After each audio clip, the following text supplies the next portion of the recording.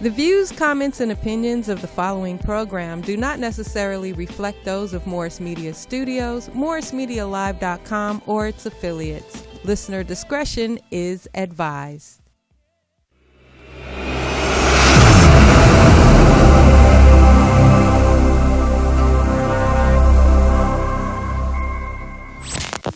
You are now about to witness the strength of street knowledge. It's time to get it straight. No chaser with Jasmyne Cannick. Overall, it's just a good thing. Tap into the conversation. Check 1, 2. As Jasmyne covers the latest issues affecting our community and the world. It is absolutely vital that the truth comes out. This is Straight No Chaser with Jasmyne Cannick. Let's go, man. Right. Hi. Sorry to keep you. That's all right. You ready to go to work? Oh my God. I'm so ready to go to work. I was raised to take action. My mother knew that she was raising 2 black daughters who would be treated differently because of how they looked. Growing up, whenever I got upset about something, my mother would look me in the eye and ask, "So what are you going to do about it?" That's why, when I saw a broken justice system, I became a lawyer to try and fix it. It's why, during the foreclosure crisis, I took on the big banks as California's Attorney General. It's why, as United States Senator, I have fought to represent people like my mother, people who politicians often overlook or don't take seriously. Right now, America needs action. In the middle of a pandemic, the president is trying to rip away health care. While small businesses close, he's given breaks to his wealthy donors.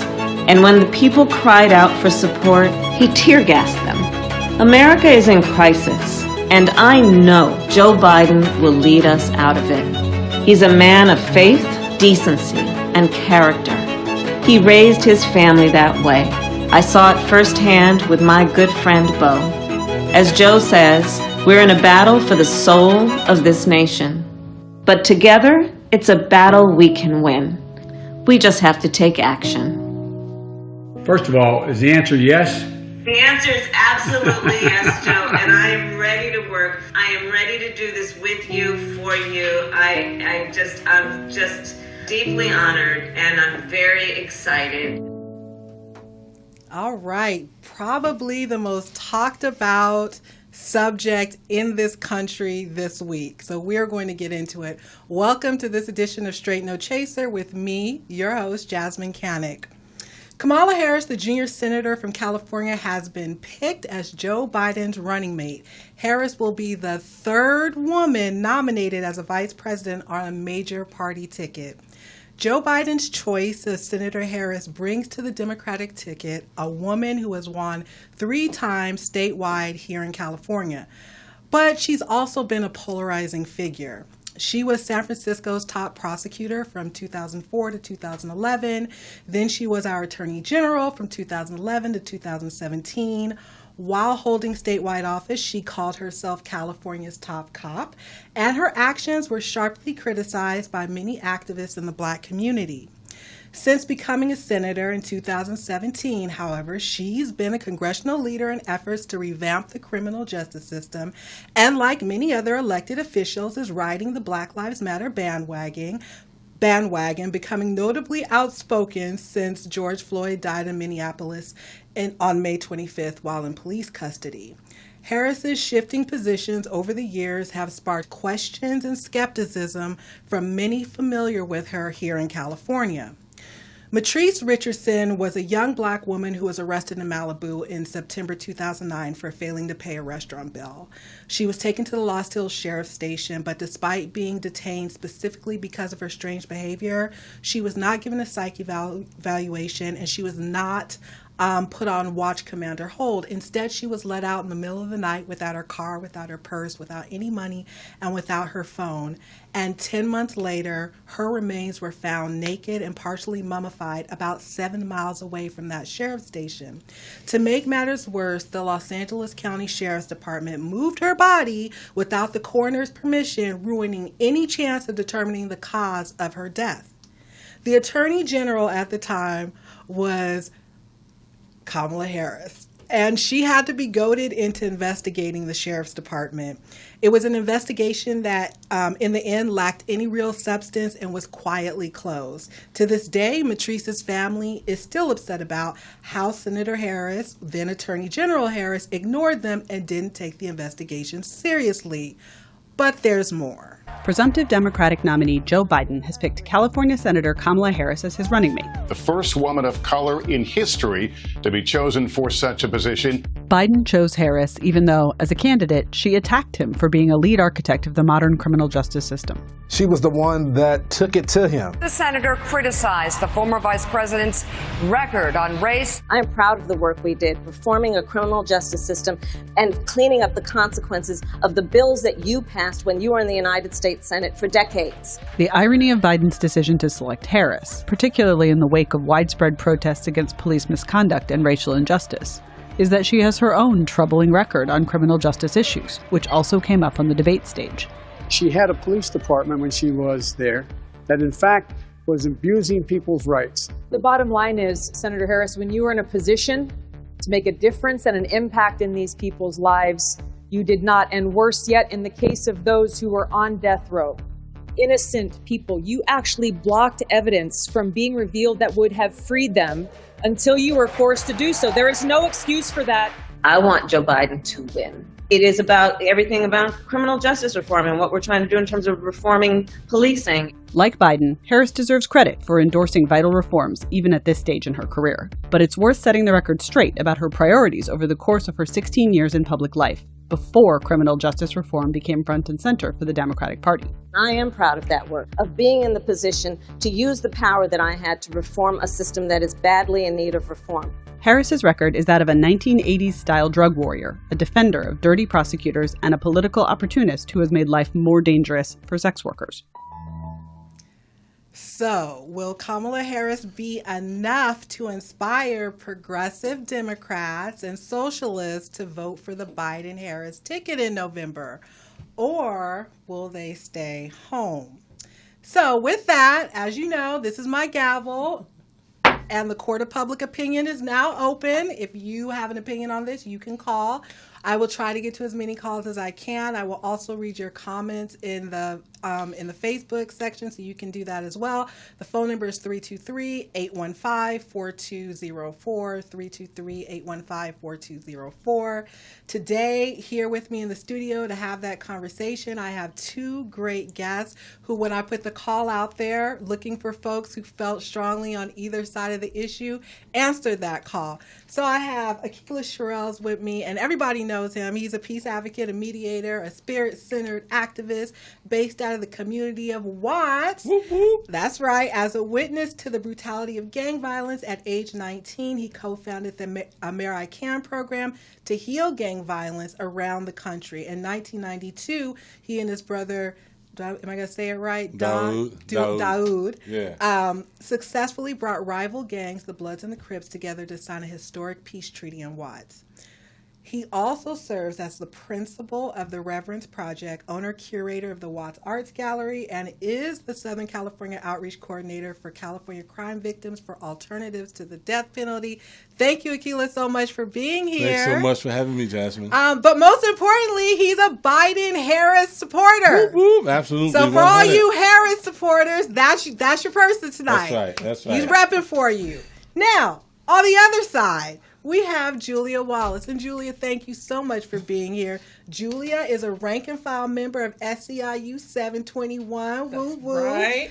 And active in the campaign to disaffiliate unions from the police. I am with you on that 100%. She was elected to the South Central Neighborhood Council from 2010 to 2013. And she is a journalist for the International Socialist Press Left Voice.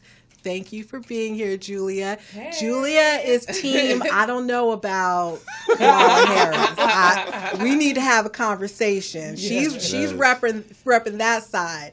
And I'm kind of in the middle because I got feelings on both sides too. So we're going to just open it up and tell me why you feel, Aqeela, the way you feel about Senator Harris. Well, I would say that Senator Harris is a winner. we can look at some of the mistakes that she's made in the past. We can look at some of the unintended consequences of some of the decisions that she's made. But I think that everybody is redeemable, right?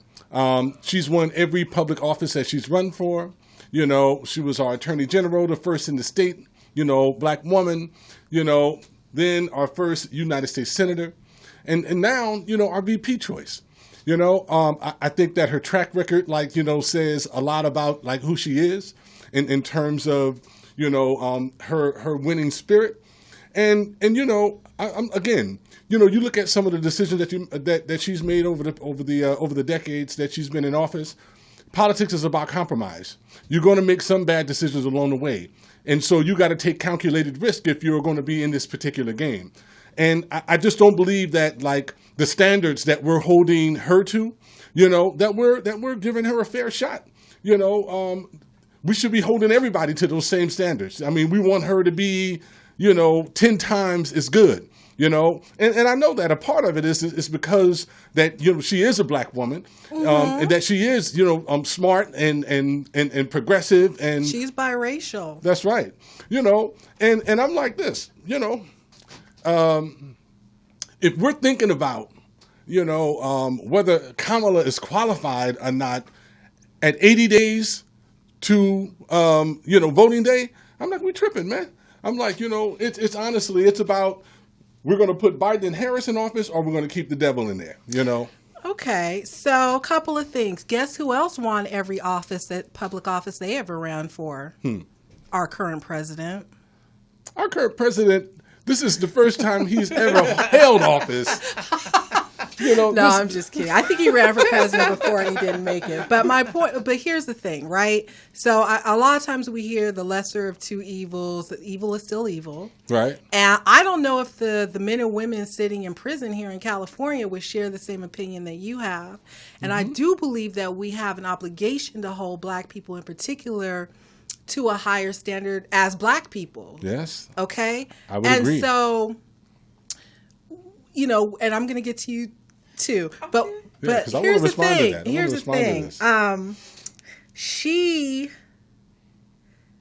You cannot go from A to Z without anything in between. So a close friend of mine once said to me, quite recently, we were at a get together and we were talking about relationships. And what he was basically saying was that we can't have a fight and be mad at each other and then all of a sudden we're good without any talking in between. Like, we can't go from A to Z. Like, we have to come together, have our kumbaya moment, and figure it out. I don't feel like we've had that with her. Yes. I feel like she went from being California's top cop to all of a sudden riding the Black Lives Matter bandwagon, as a lot of elected officials are doing right now.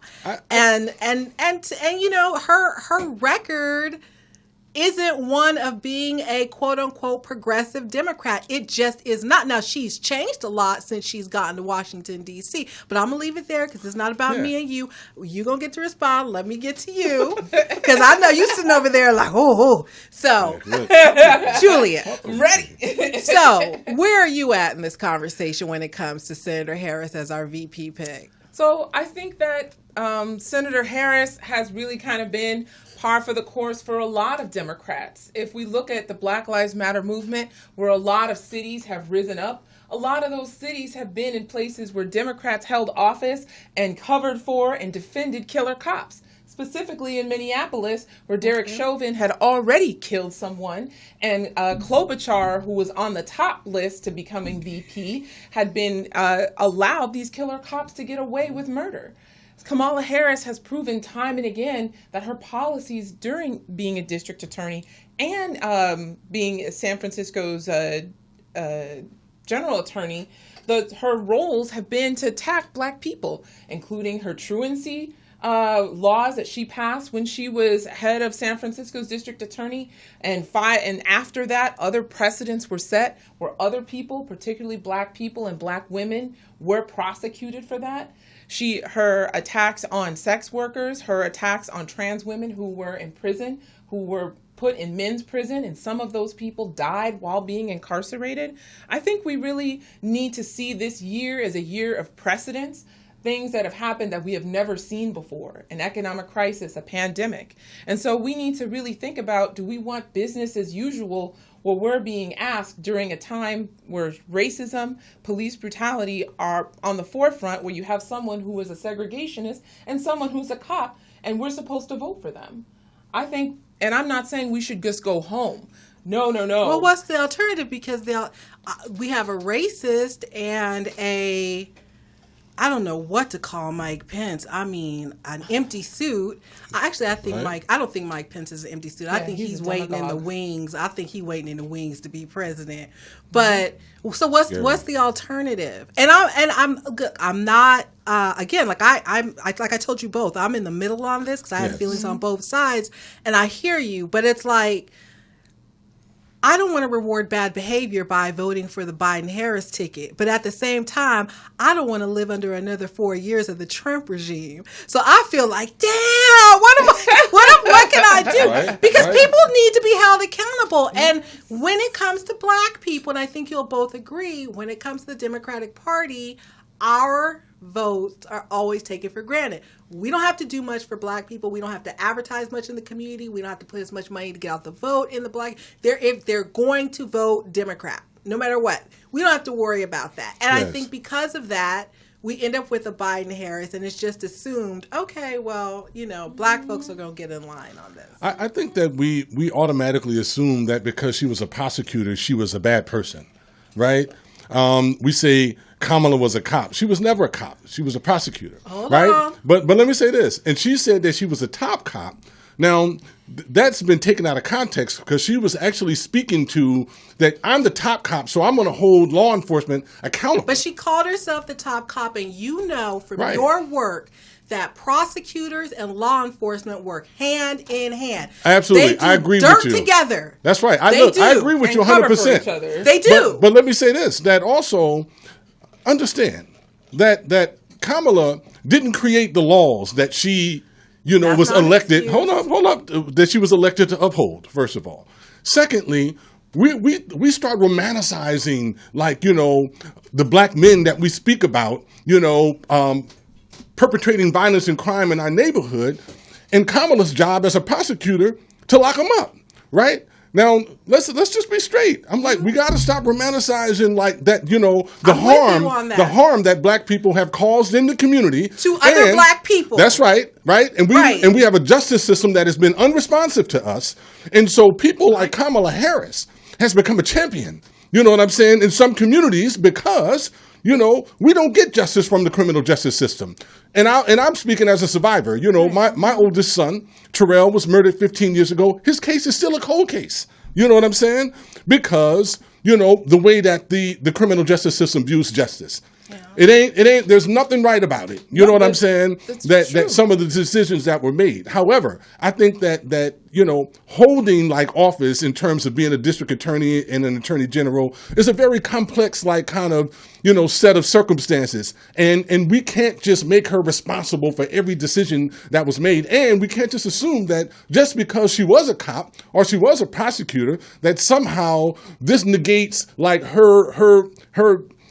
love and respect for black folks. She lost her black card, she lost her. But look at the things but the thing is that some of the things, like with she lost it. Truancy, those are things that she created. She didn't just show up. And then when she did show up, she increased prosecutions for felonies. She increased people being arrested for panhandling and graffiti. So there is something where there's a system and she goes into it. She did her job in terms of doing that, and now she's not even answering for what she did. No, she answered about that, and she said that there were unintended consequences, in terms of absolutely. Listen, everybody makes mistakes. Now, if we're going to listen, I don't know if there was a mistake. I think she meant to do it. I disagree. I think that, and she languaged it herself by saying that there was unintended consequences when they went into that process, wanting to hold kind of parents accountable, for getting their kids educated, because we know that when folks are educated, they're less likely to be caught up in the criminal justice system, right? By arresting them and $2,000 fines? Well, I mean, I think that, again, it's like this. She said in hindsight, she was like, yo, that was a bad decision and a bad program. And I think that, she's like, hey, you look at her record now in terms of some of the legislation that she's proposed, some of the things that she's worked on, like she's been in the Senate. I'm like, it's been phenomenal. But that's the thing is that every 4 years, that's what they do. Elizabeth Warren, she's got a plan for that. They all are coming out and saying Black Lives Matter. About Disney, Amazon, these people whose workers, black workers, have suffered, have died because of COVID. Now they're all donating money. I feel like we really need to look beyond the binary of the two parties that are filled with police that murder us, that are filled with landlords that evict us, and that are filled with corporations and they take money from them. I think we need to create our own political party that truly represents us, so we don't have to deal with this kind of two evils again, that we just demand what we want instead of having to settle for what we kind of don't want. Okay, well, here's the thing, though. Come November 3rd, we only got two choices. We got what we got now. That's right. And we have the possibility of another old white man being president and perhaps having the first female and the first black person as vice president. That's right. She would be more history making than him because we always have old white men as president. I agree. Except for President Barack Obama. And we can talk about his history. We could go there too. Right. But so my point is this. Look, my question. These are the only choices we have in November. What do you want people to do? What do you want people to do? Because I'm conflicted, but I don't think I'm not conflicted enough to the point where I'm going to stay home and not vote. I'm definitely going to vote because besides president and vice president, we have a whole bunch of other stuff on that ballot, particularly in California. We got several propositions that deal particularly with black people and criminal justice. Prop 20. That's right. On the ballot. We're going to have a lot of local measures. And other folks who are running for local and state office. So you got to vote, up ticket, I think, because now we switched the ballot, right? That's so right. The local is at the top and the national is at the bottom. So I'm going to go out and vote. But, man, I'm not going to be happy about it. I don't feel like I'm not, what's the word? What I've been seeing online, people are not inspired by this Biden-Harris ticket. It doesn't move. I don't know if they wanted to see Elizabeth Warren. I don't know if they wanted a Congresswoman Karen Bass, Susan Rice. I don't know, but I see a lot of people are just not feeling this. Now, people are just afraid, right? Of what? People are afraid of 4 more years of Trump. I think that what Trump has done an exceptional job at doing is basically triggering people's fear and their insecurities. And I think that, folks are just are just terrified. But I'm excited, you know what I'm saying, about a Biden-Harris, ticket. I think that her polarizing kind of figure coming into the campaign has just energized it and gave us a lot of energy. And I think that over the next couple of weeks, how this thing starts to roll out, because people are going to coalesce and they're going to get behind behind Kamala. Raised almost $30 million in 24 hours, and we're headed into the Democratic National Convention. That's right. I got elected in March to sit on the county committee here for LA County. And I did that because I have problems with the Democratic Party. Yes. But unlike some other people, I don't want to leave the party. I actually want to stay and fight. That's right. I want to be the pain in the ass. So I ran, and now I'm elected, and can't nobody kick me out. That's right. And I have a vote and a voice. But so coming out of the Democratic National Convention, there's going to be, going into it, there's a lot of hype right now. People are getting pumped up. I mean, we're not gathering together, that I was looking forward to being at the DNC this year. Yeah. I was so excited about that, and it would have been truly exciting considering the fact that we have this black woman who is now, regardless of what I feel about her background, it is historic, right? That's right, absolutely. In what she's doing. We don't have that anymore. Everything's virtual now, right? Yes. But coming out of the DNC, the momentum is going to be there. People are going to be hyped up. I'm not sure everyone is. I don't know. I have a feeling it's not going to be too. I don't think it is. Were you a burner? No. Who did you support in the primary? None of them. Do you vote? Yeah, of course. I ran in the neighborhood. I was elected. Yes, I'm so for you it. didn't vote for anybody in the primary for president? Because I'm not a Democrat. Okay. I mean, I'm registered as Peace and Freedom. Okay. But you can request a Democratic ballot. I will not. But here's my feeling about it. I'll explain why. Okay. If we look at this movement that's happened, this uprising, it has changed the discourse more than many of the people who have worked on some of the prison reform and police brutality reforms. Much of the work in years has changed in a matter of months. And I think that this is historically what happens in history is people mobilizing, people organizing and being in the streets get stuff done. It gets stuff done more than the backroom deals that we're told to do and to not be in the streets. And so for me, I think we need to be doing that. And that's what I'm focusing on, is organizing people, is organizing my union to fight against the police so that we're not defending them. You know, Rayshard Brooks, who was murdered, the police who murdered him are part of an affiliate of SEIU. That is totally unacceptable. So, you know, to me, what I'm trying to do, I'm not just at home sitting on my hands, like upset about what's going to happen. I think whatever's going to happen, we're going to have to fight them. I think we're going to have to fight Biden. I think we're going to have to fight Trump. We're going to have to fight Kamala. We're going to have to fight Pence. Who's it going to be easier to fight under, though? Because I'm thinking that, you know, when I think about fighting under Trump for another 4 years, you know, he's the kind of person that, I mean, he's already trying to, I'm going to go off topic for just 1 second. I just cannot explain to you the sadness and the pain I have about the state of the post office right now. Oh, absolutely. I mean, if there was one thing you could count on in life in this country, it was the post office. And they better be happy that people who get public assistance get an EBT card. That's right. Because if their checks was still coming on the 1st and the 15th and the post office was acting the way it's acting right now, it would be a riot. Absolutely. Okay? That's right. The mail is coming at 8 o'clock and 9 o'clock at night. It's coming days and days later. I mean, this is crazy. This is a man who is literally declared war on his own post office. That's right. So when I hear you talk about we got to fight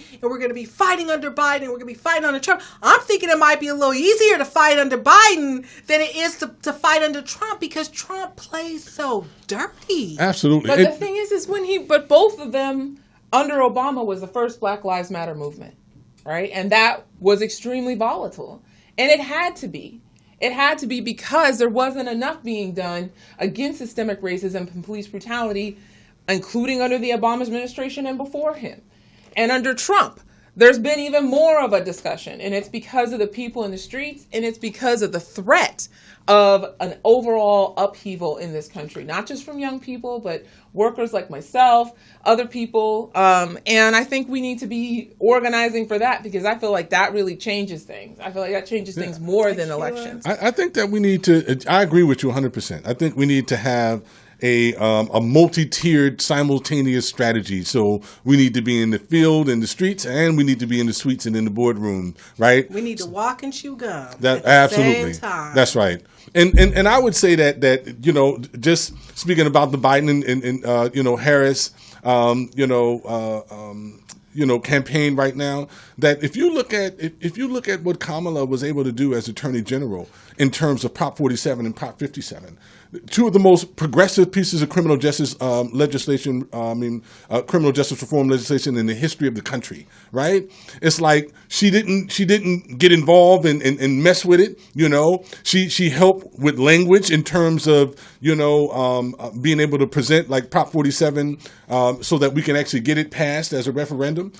Those things are important. Like if folks, I mean, you can get in the way of something, you know what I'm saying? You could support something, you could not support something. She could have been a Jackie Lacey. Is that That's what right. you're saying? Yeah. Although I don't see too much difference between her and Jackie Lacey, I will tell you that. I would say they're night and day. She's giving a lot of cops off, a lot of, she's got it in the way. There's a lot of people that agree with oversight. When she left the Attorney General's office, she also expanded the unit, you know, to do investigation of cops, you know, and she brought more resources in. It wasn't independent. It was still under the office of the Attorney General. And what we need in this state, each state, in this country needs are independent prosecutors, as That's you right. know. Well, see, so now that we get her in office, see, then it becomes us as activists, as advocates and organizers to put the pressure on them to be able to make the change. Because right now, look at the pressure that we're putting on the Trump administration. Man, these folks aren't doing anything. All they're doing is like thumbing their nose at us. Right. They're doing a lot. They doing something all right. I will tell you that I had this dream last night. I posted about it because it was so, I don't know, it was just really weird for me. I dreamed about President Trump. So I dreamed, like, people who know me know I work in politics. So I don't know if I was working in Congress. I don't know who I was working for, what I was doing, but I just know I was working for the government, and he came to town, and I was like the person that had to greet him and take him all around. And terrible. I realized nightmare. that he was a really cool guy. This is a dream. Some people said it was a nightmare, but I realized that he was like this really cool guy, and I was like, oh my God, this guy is not as bad as people say he is. And I swear, I kid you not, he was getting ready to leave, and I said, oh my God, we didn't take our photo together. And he was like, oh my God, Jasmine, we got to take a picture together. So we come together, we're about to take our picture, and my alarm clock goes off. And I woke up, and I was laying in the bed thinking, I didn't get my picture with the president. Damn. That was a real job. I was like, wow. So I posted Get that out. on Facebook, and I was like, what is that about? Like, when the president, like, literally was in my dreams. And I really try to insulate myself from Trump news because that will drive you crazy. I mean, I got to know what's going on to a certain degree, but I don't want to know every single thing with him because he's like, yeah, it would just drive you crazy. But the man is literally in my dreams now. So I'm like, whew, I don't want 4 more years. I don't, but I also don't want 2 people who get into office and then aren't held accountable. So here's the thing. I've worked in politics now for about 15 years. I've worked in Congress, the Assembly, local level, campaigns. I'm a strategist, all of that. Let me tell you what I've seen. When we have a Democratic president and vice president, I don't feel that the Democratic Party works very hard. Right. We get lazy. Yes. Okay. That's right. That happened under Obama. Mm-hmm. Okay. And then you see what happened right after that. Right. That's right. So I'm concerned also that if we win in November, the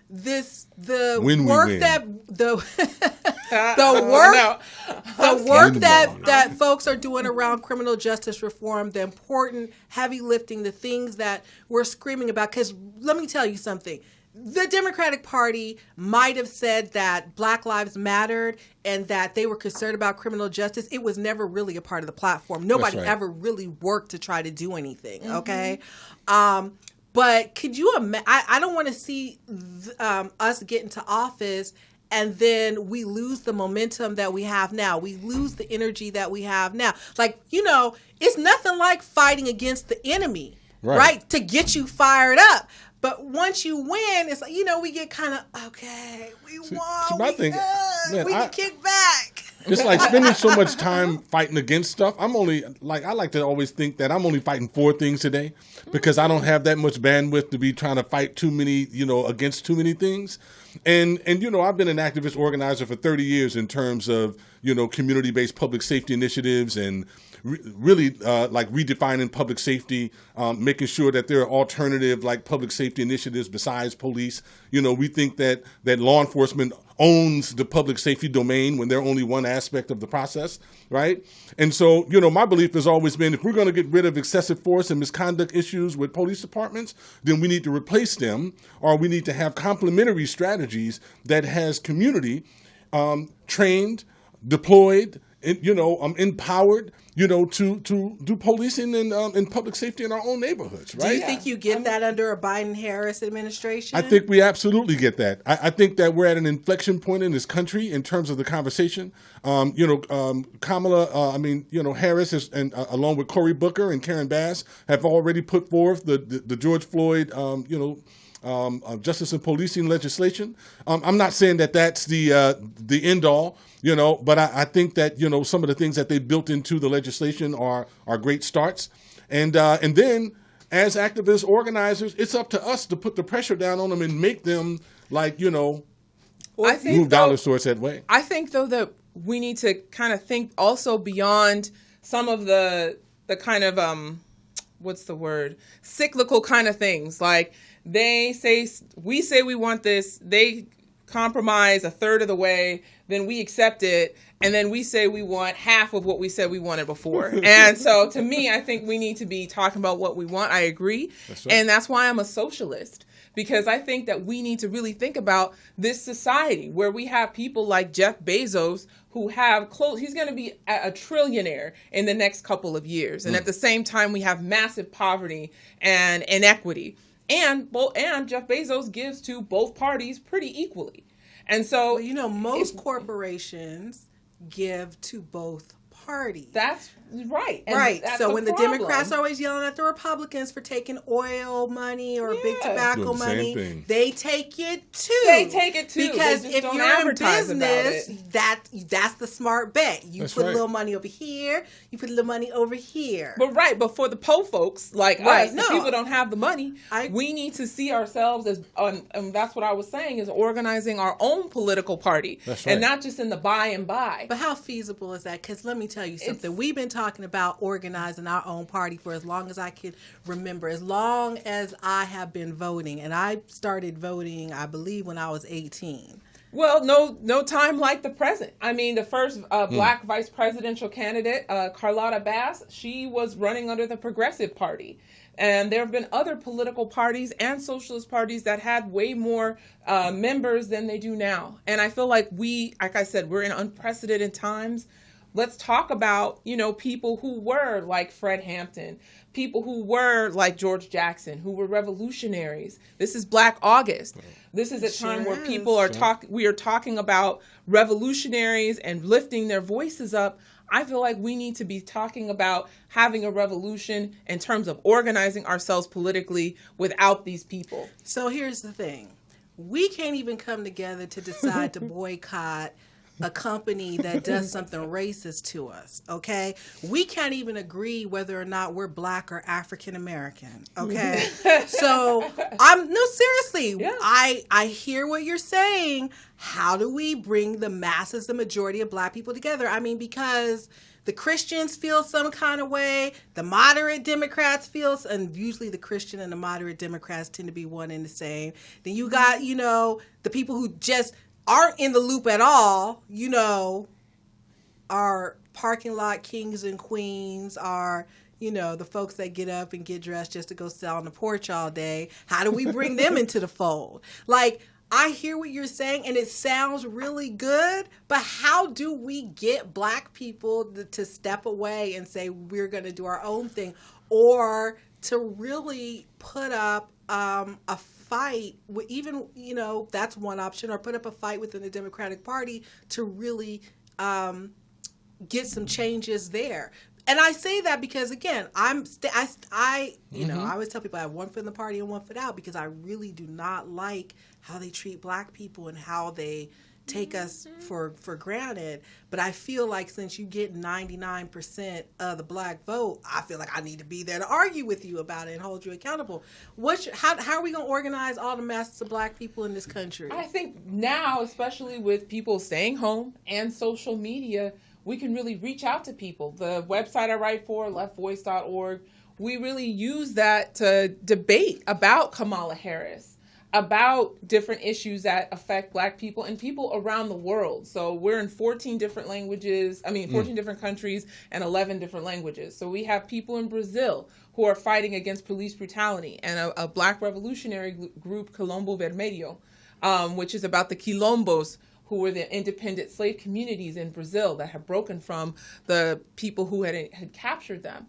And so I think we really have the time and the opportunity now to discuss what we want and to reach people internationally to figure that out. Because as we know, the United States does not just oppress Black people in the U.S.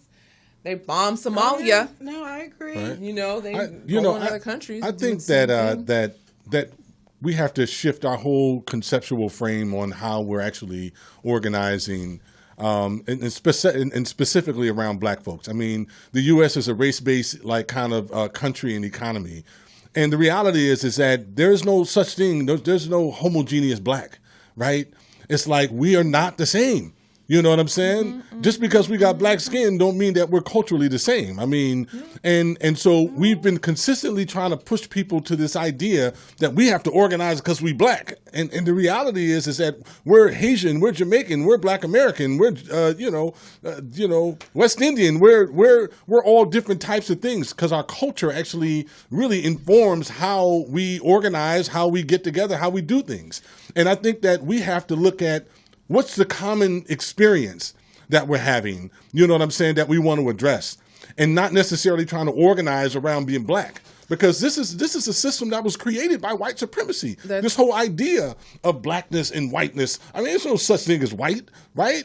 And there's no such thing as black. They created black to get rid of that we were Fulani, that we're Igbo. There's social philosophical constructs. The tribes that we came from, and so they said you're black. So that you didn't know some of your heritage. It's the truth. They're social philosophical constructs, and they were meant to divide and separate so that they can control us. And so, white people voted like this. I mean, first of all, it's like white people are Italian or German or Jewish, and all of this kind of stuff. It's like, and shout out to the black and white people in Portland. Let me just say that too, because those people are out there fighting those federal troops. The police attack black people in this country. As you were saying, it was built upon the exploitation of black labor, and they did that because there were rebellions, multi-ethnic rebellions like Bacon's Rebellion, that were indigenous, black, and white people who were challenging the wealthy people in this country, and they were like, oh, no. So here, we got to give you white people a little bit more, and we got to oppress you black people more.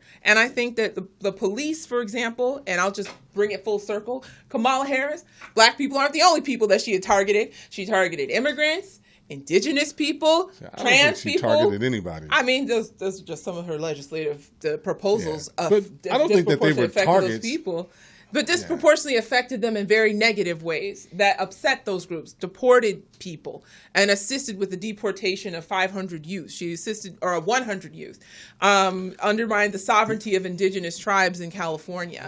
But you see, we're making her responsible for systems that existed before she even got there. No, I'm not. Well, I'm saying that we just need to organize together as a multi-ethnic fight, because black people are not the only people that are facing oppression. We certainly are the targets of oppression. But I agree with a lot of what you're saying. To your point about holding her responsible for everything, look, I tell people this all the time. If you run for the position, you know what the position is. You sign up I agree. for it, okay? Yeah. And when you get in there, you can't, we've seen it with other people around the country, even some here in California, you can actually try to change the game and do things differently. I didn't really get that from her. From Kamala. I got that from her. I didn't really see that. But at the beginning of this conversation, I said to you how I was talking to my friend, and he was telling me you can't go from A to Z. Like, there has to be something in between.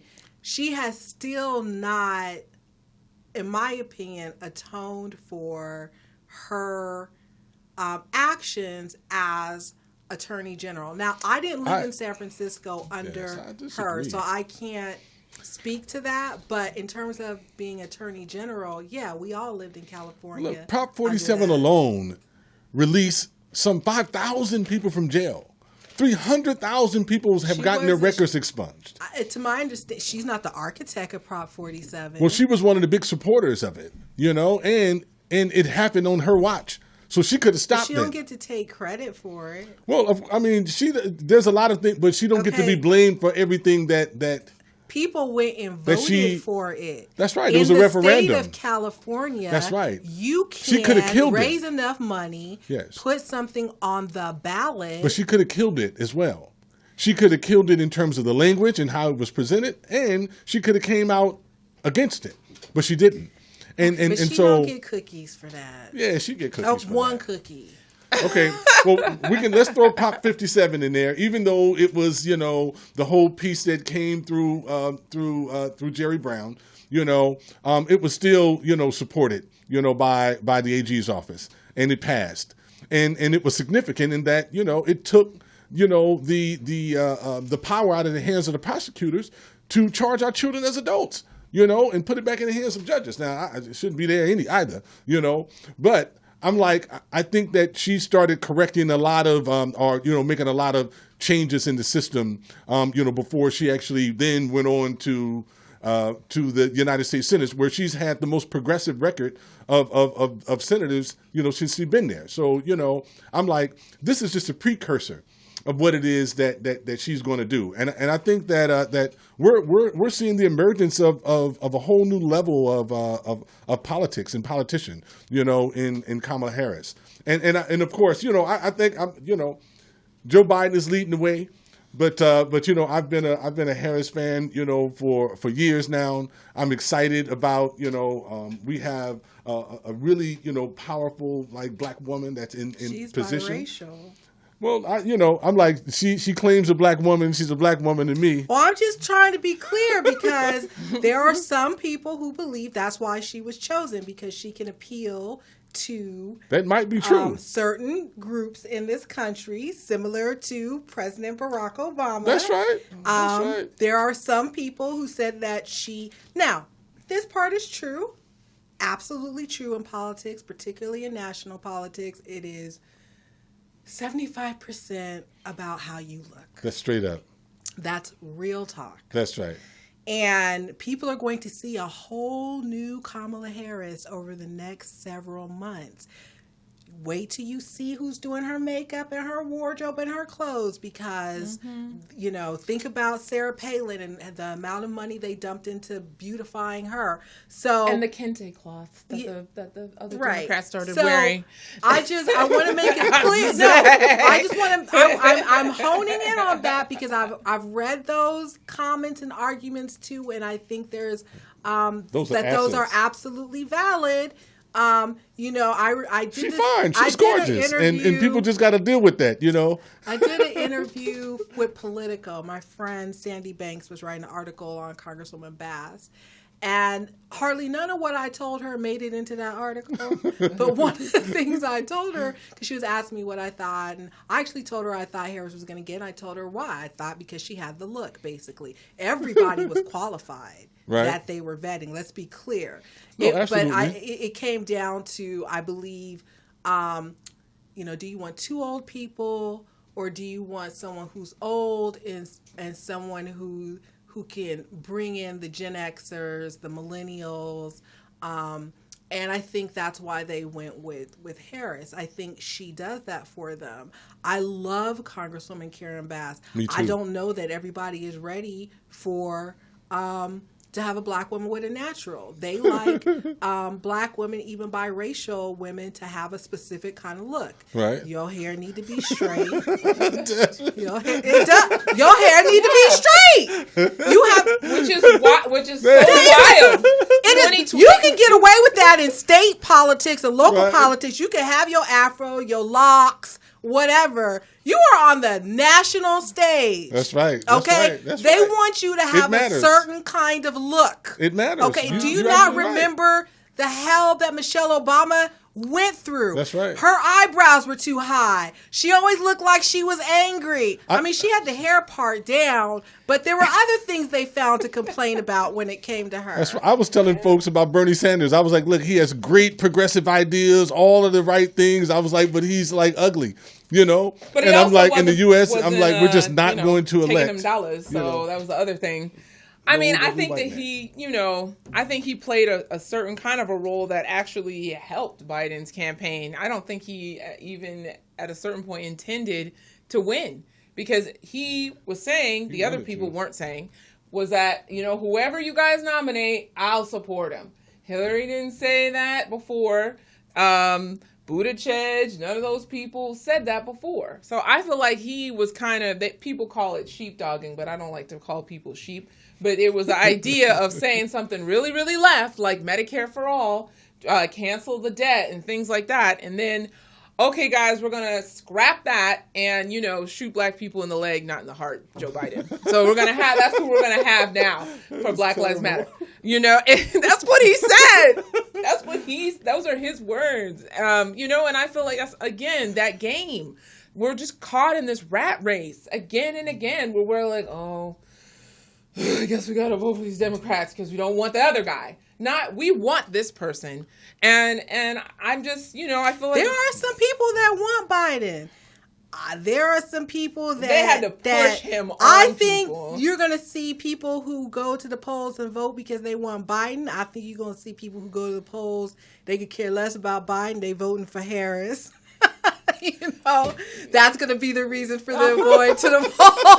Yeah, I think that's and again, it goes That's right. back to probably why they, out of everyone that was being vetted, why she came in at the top. That's she ran for president. She has the look. She's mastered the when she wants to be a black woman talk like she, oh she my can, gosh! And when my auntie was she has mastered that, and because she is a black woman, like she that don't have to but she's master still a that. cop. I mean, she live it. They like that a little bit, live it. occasionally. So she gives that to them a little bit. It'll be interesting. Usually they have one vice president debate, right? And it'll be very interesting to see. Now, I think she's going to literally destroy Mike Pence in a debate. Yes. I don't think Mike Pence has a chance in a debate against Kamala Harris. Right. That is going to be excellent TV. I will have my glass of Chardonnay and I will be watching that one. Right. Right. Trump and Biden, Biden, when Biden talks, honestly, I cringe and get nervous because he's like an older man who says a lot of things off the cusp like Trump does. Yeah. And it doesn't work well for him. Right. It didn't work well when he said that we were all, what did he say? That when it came to immigration, that in the black community, like we all thought one way. You remember that whole comment he made? That we're not diverse. Like he says stuff that just makes you want to go. So them two in a debate, wow, that's going to be great television. I mean, the sound bites that are going to come out of that. I mean, there are things we have to look forward to. Yes. One of the things we should all be thinking about is if Biden and Harris actually pull this off and win in November, Governor Newsom will have to appoint someone to replace her.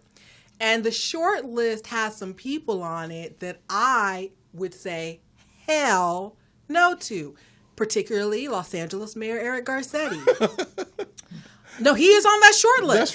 That's right. And I'm just like, oh no, Right. I personally think that you replace a black woman, even if she's biracial, you replace a black woman with a black woman. That's right. Like, do not.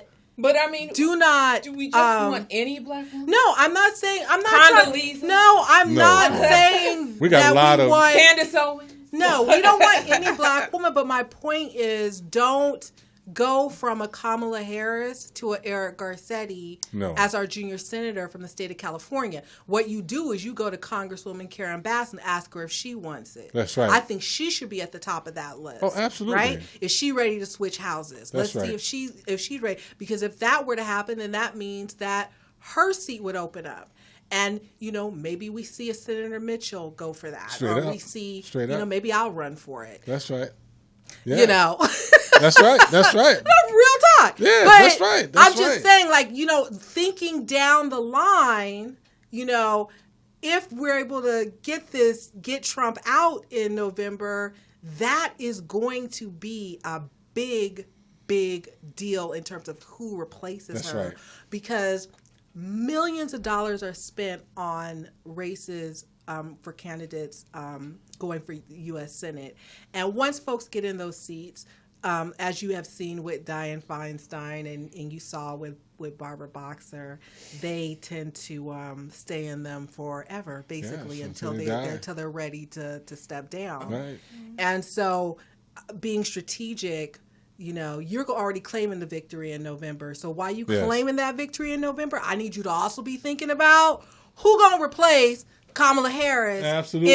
In the I'm with you. I mean, you named a couple of great candidates, in in Karen Bass, as well as in Holly Mitchell, and yourself, Oh, no, I was just really cute. I wouldn't want to be U.S. Senator. Yes. But, I don't think I'm ready for Congress yet, even though I worked in Congress, but I think I'm ready for the state assembly. That's right.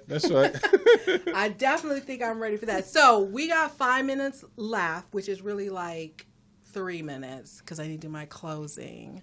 But I wanted to, besides just thank you both for coming in, give your, I don't know, you give a pitch for people to vote, I guess, for Biden Harris. Yes. I don't know what you're pitching. Are you pitching people to vote for Trump, stay home, or vote for Biden Harris, or do you want them to just unregister from the Democratic Party, register for the Peace and Freedom Party, and then I guess who is There is no particular individual. I'm saying that what we need to do does not exist yet, but it needs to be created. So what do people do on November 3rd? Well, before November 3rd and November 3rd and after, I think we need to be preparing to build a political party to make a revolution in this country and around the world. And I don't say that just like our revolution, like Bernie Sanders. I'm not talking about that.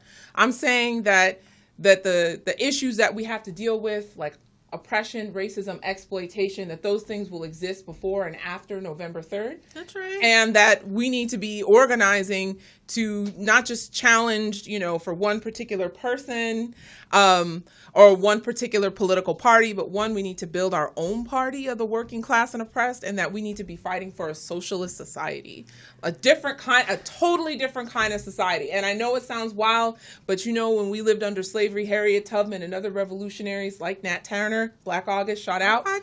They fought for liberation, and that's what I'm talking about. All right, Aqeela, what's your pitch right quick? Well, let me tell you that I agree with you 100%, sis, that we should always be organizing for liberation, for the establishment of a new independent party that's separate from Democrats and Republicans. I believe that 100%. I think that we're 80 days out from the election. November 3rd, I want everybody to show up and vote for Biden Harris. It's like, straight up, it's like, while you're thinking about the strategy, while you're thinking about this new independent party, while you're thinking about the revolution, you need to be going out and acting on this revolutionary idea of putting Biden and Harris in the presidency so that we can have a much better time of being able to kind of, do some planning and everything over the next 4 to 8 years in terms of this new strategy. Because if we let the devil get back in office and do another 4 years, we're all in trouble. There might not be a U.S., after that. Like, straight up, this dude is trying to take us into war, Get your passport. every day. That's right. And so Get that passport. we got to be on point, Biden Harris, November 3rd. All right. Well, okay. You made your pitch. Well, folks, it is about that time. That's going to do it for this edition of Straight No Chaser with me, Jasmyne Cannick. I want to thank Aqeela and Julia for coming in. Thank you so much. Maybe we'll get together the week after November and see where we're at. No hard feelings. See who's celebrating and who's not celebrating. I want to say hi and thank my girl, Felicia Poetess Morris and Morris Media Studios. Yay. Hey, girl. We are here in Leimert Park broadcasting live. If this was your first time watching and you don't know who the hell I am, Google me. You can follow me on Twitter. You can follow me on Instagram. Obviously, I'm on Facebook because you're watching me on Facebook. Well, if you're watching it live, you're watching me on Facebook. Continue to leave comments on the video. We will look at the comments. We will respond to them. If you have a topic you want me to address, I'm halfway mulling. What did I say I was going to do next week? The WAP video? That's right. I'm halfway mulling over, bringing some sisters in here and having a conversation about that WAP video and the state of music today. That may be next week. We all know. But if you have an idea, let me know. You can hit me up at iamjasmyne.com. You can send me an email through that or hit me up on Facebook. Or just send me an email at hello@iamjasmyne.com. I appreciate you. Thank you for watching. I will see you next week. The girls in the hood are always hard. Ever since 16, I've been having a job, knowing nothing in life, but I gotta get rich. You could check the throwback pics, I've been there. West Side.